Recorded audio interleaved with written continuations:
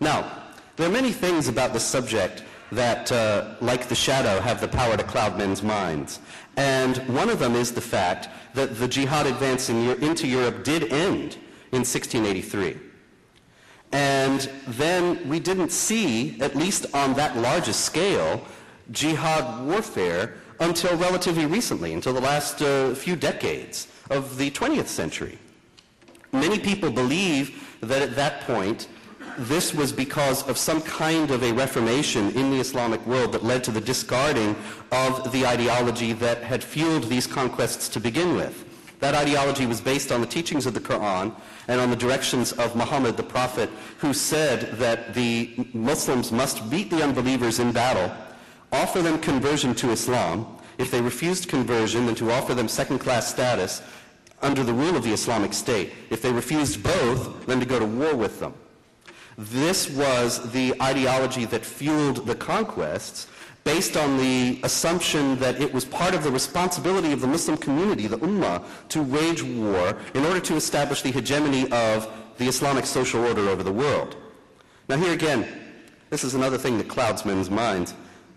Islam was not spread by the sword in the sense that most people understand the term. People think that these armies swept into North Africa and the Middle East and up into Europe, and they forced people to convert. They did not. They subjugated them as dhimmis. They made them second-class citizens. They weren't actually, strictly speaking, citizens at all. And they enforced various institutionalized stipulations of discrimination against them, which were so onerous, particularly the tax, the jizya, that they had to pay, from which Muslims were exempt, that conversions became the only pathway to a better life for these people. And so there were conversions that would result, but they were not, strictly speaking, forced. The wars were designed to establish the hegemony of Islamic law. As Maududi, the great Pakistani Muslim theorist of the 20th century, put it, non-Muslims have absolutely no right to wield the reins of power in any part of God's earth. And if they do, it is the responsibility of Muslims to do whatever is necessary to dislodge them from that power. Now, what happened then? In 1683, it became simply impossible for this jihad to be pursued because of the weakness of the Ottoman Empire and the decline in strength generally of the Islamic civilization. It was not a matter of setting aside these doctrines, it was only a matter of not being strong enough to pursue them. Now, of course, in our own age, because of the Khomeini revolution in Iran, because of Saudi oil billions, it has again become possible to take up this war again. And so people believe, because we have not seen this to such a scale, on such a scale until the last few decades, that it is something newly minted. It is not. It is something radically traditional. It is something that is very old, deeply rooted within the Islamic religion, and that is being reasserted today. Now, of course, today what is happening in Europe is very different. There are no invading armies. There is just a demographic revolution. Today, there are several countries, notably Holland, France, and Germany, where the non-Muslim population is either not growing at all or actively declining, and the Muslim population is growing so rapidly that probably by mid-century or shortly thereafter, there will be Islamic majorities in those countries, unless something drastically changes. And then, because of the political imperatives that are inherent within Islam, and have been from the beginning, there will be calls in those states and others in Europe to establish Islamic law there. Sheikh Qaradawi, who is well known as one of the most influential Islamic teachers in the world, he has been hailed as a moderate leader by the mayor of London, as well as by John Esposito, the scholar of Islam at the Center for Muslim Christian Understanding at Georgetown University.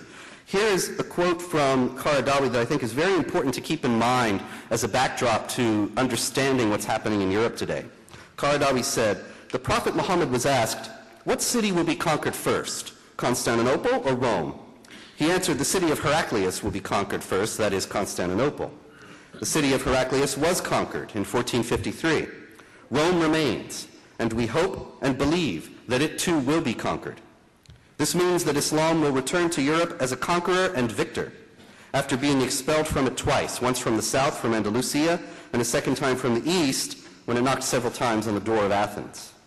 I'm not quite sure what he means by that, because actually they did conquer Athens, they just didn't Islamize the population. Anyway, Qaradawi continues, I maintain that this conquest this time will not be by the sword, but by preaching and ideology. Islam will return to Europe, and the Europeans will convert to Islam. Then they themselves will be able to be the ones to disseminate Islam to the world more than the ancient Muslims. That last sentence may be the most important thing he said. I mean, obviously he's reaffirmed an imperialism, an expansionism.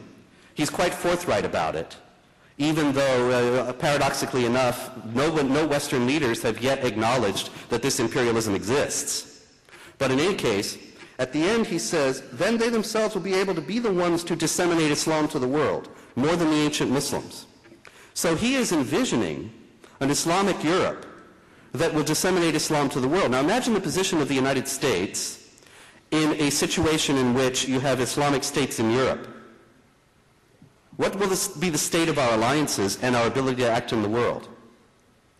This will be the means by which he will be the Islamic empire that Qaradawi envisions in Europe will be able to extend power over the United States as well and neutralize American power in the world once and for all.